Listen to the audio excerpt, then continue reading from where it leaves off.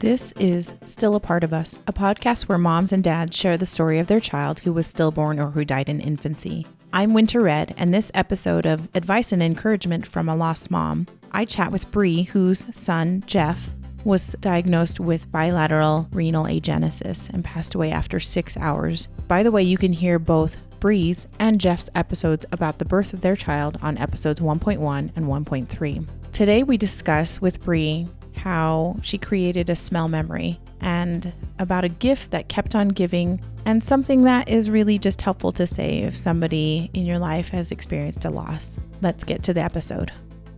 As a word of caution to our listeners, this discussion contains emotional triggers of stillbirth and infant loss. Please keep yourself emotionally and mentally healthy and seek help if needed. Hope this helps someone out there.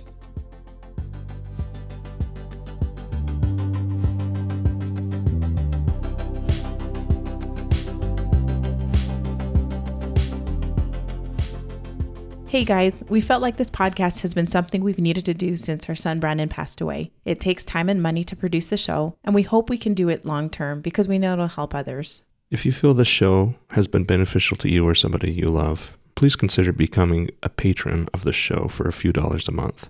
You do get the warm fuzzies of helping us and supporting the show, and there are some other pretty cool bonuses, including our daughter telling stories. Go to our website, stillapartofus.com, to get more details. Thanks. This last year has been taxing on each of us and on our relationship as a couple, and we realized a few months after our son passed away that if we didn't tend to it, we would get carried away in our grief and drift apart. So we actually made a commitment to each other that we wouldn't neglect our relationship, and we attended a Utah date night and had a night out where we laughed, we had some entertainment, but we also learned from the best relationship experts out there.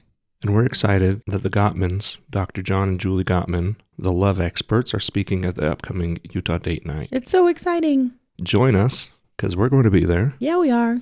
Wednesday, September 18th in the evening from 6:30 to 9:30 at Cottonwood High School in Utah.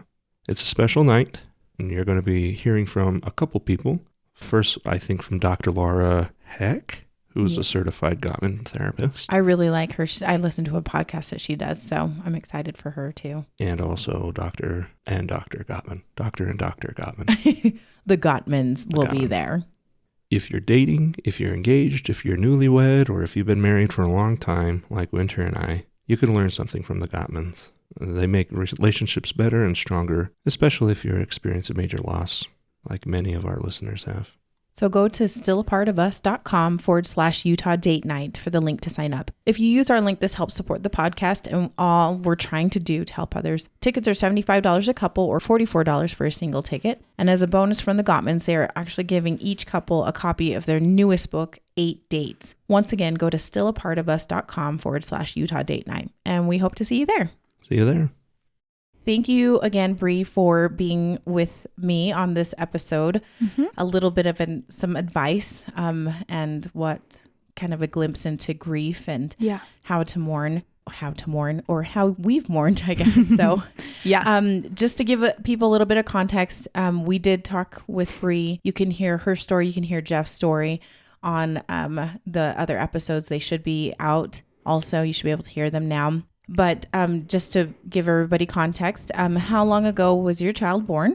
So it was a little over 5 months ago. Okay, so you're fairly new. Yeah. It's still pretty raw, I bet. Yes. Tell me, what has that grieving process been like for you?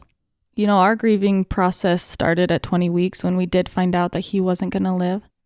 But I feel like grieving and talking to people about him has helped a lot. Just the more we talk about him, the better we feel. Yeah. I do feel like the strongest I felt like sad was like 3 to 4 months after. Mm-hmm. Do you know why that was? I don't know why. I don't know if it's like my hormones changed at that point. Yeah. Or less people are coming up to me and talking to me about it. Kind of feel more like people have moved on. I don't know. Yeah. But that was the point where I was like the saddest. Yeah. I remember that time too. And I think I mentioned it to you when I was like, like all the cards, all the flowers, all the attention has kind of dwindled, which was fine because that was a lot of attention for us. Yeah, and for sure. For who we are.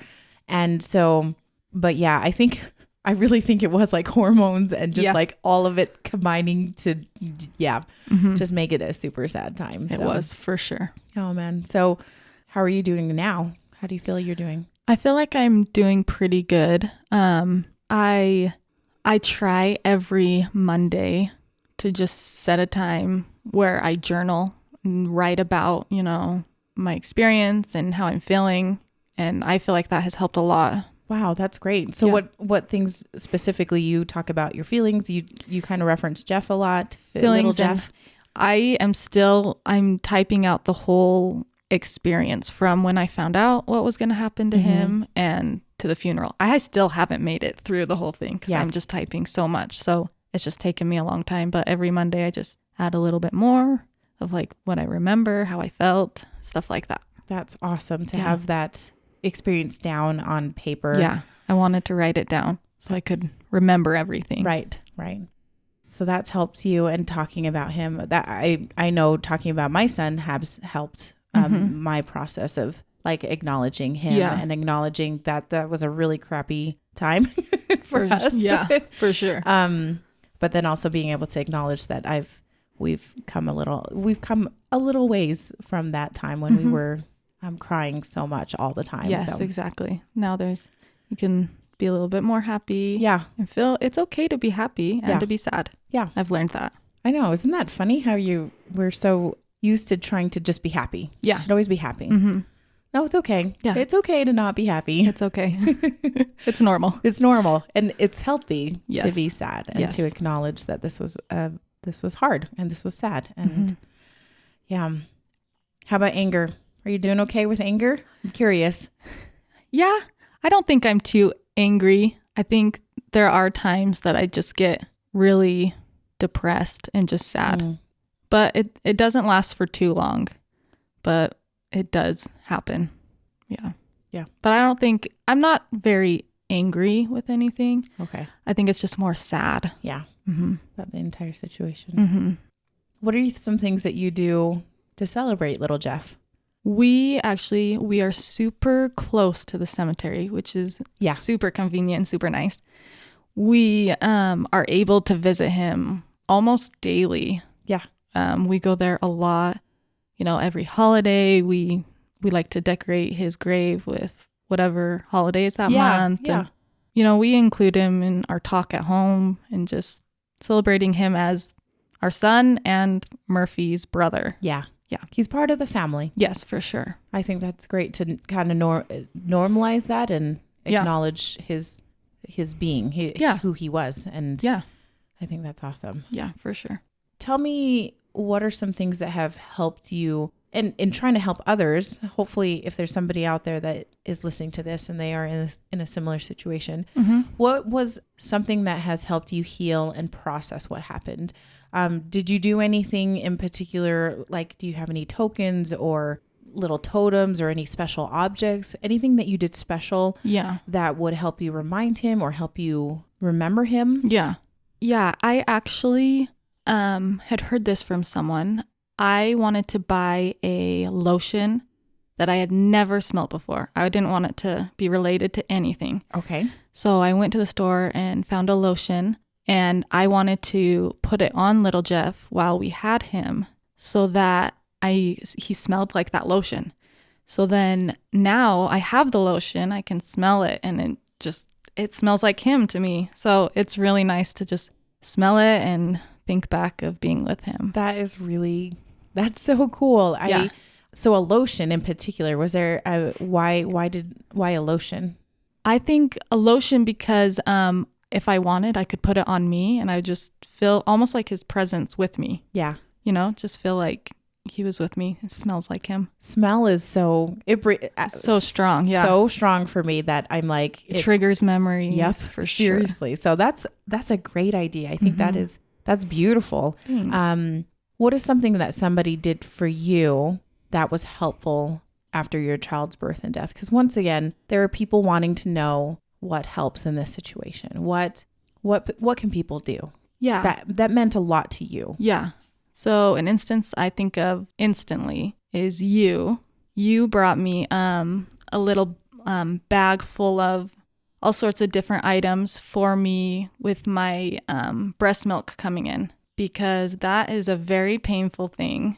And you don't think about it when you're dealing with the funeral and that sort of stuff. And you brought that and it totally helped me out. It had like cabbage and ice and just snacks to eat, just to help me like deal with the pain, and a wrap to wrap around to just make them tight so that they do hurt when your milk comes in, for sure. Yeah. I actually, I'm glad you said that, because the person that actually gave me that idea was somebody that did that for me. It was my really, really, really good friend, Jamie. And she didn't even ask what I needed. She just brought over this a Trader Joe's bag full of stuff. And it was an ace bandage to wrap myself. She had some cooling packs. She put in a head of cabbage. Yes. That sounds a little weird. No. But cabbage leaves, when you stick them in the fridge or in the freezer or something like that, they're cold. They're the right shape. Yeah, they are. And they actually do help the milk kind of dry up. Yes. And so it was just all of these little things that I was so, so grateful for. And that made such a huge difference, because I was feeling like my milk coming in was like an injustice. It was so, it was like fair. Yeah, it's not fair. And so for her to think about that was so awesome. And so I'm glad that you felt the same way too. Because it's not fair. It's not fair. It's not fair at all. And I just thought it was super sweet and very thoughtful, because, flowers and meals are awesome, obviously. But this was like its own little separate category, and it was really great. Yeah, because we don't really talk about it that much, right? Pain. Yeah, how's that breast milk coming in? The pain of the milk. Yeah, it's like the worst. So. Yeah. Well, good. I'm glad that was helpful for you. Yeah. And that's a shout out to my friend Jamie, because she is awesome. Like, she just is so awesome. So, and shout out to Winter. Yeah. It's a shout out to all the people. The people. Yeah. And whoever's listening to this and you're going to give this to your friend, she's going to shout you out too at some point. Shout outs. I do want to ask a quick question, because as listeners here may know, is that we interviewed both you and Jeff, your husband, about your experiences. How has Jeff handled the loss? How is he doing? How have you helped each other in this process? Yeah, I think Jeff has been really strong. He's been really strong when he needs to be, but I've also seen him mourn when he should, which I think is really good. I feel like a lot of people pay attention to the mom. Oh, for sure. And so I feel for him, and I just, I tell him, I'm here for you. And whatever they're saying to me, it also is for you. You soak it in too. Yeah. So that's good. It's hard for our guys to... Yeah. Lee struggles with that too. Because it is. People do pay attention more to the mom. Yeah. But the dad really does he lost the child too. So yeah, that's his son too. Yep. And it is rough. It is. Have you had any kind of aha moments about life and death, about grieving? Any turning points for you? I know like I said, you're still very, it's still very fresh for you guys, but anything that you've realized about grief? Well, since we kind of have been mourning since the 20-week mark, my just realization while I was pregnant was like, he's my son and I'm going to be with him again. I know I'll be with him again and I'll be able to hold him again. And so for me, grieving, that helps a lot, just to think about being with him again. Yeah. I mean, it's still hard that time away.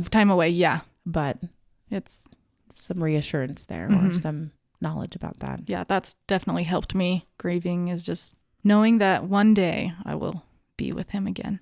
Thank you for sharing that. Yeah.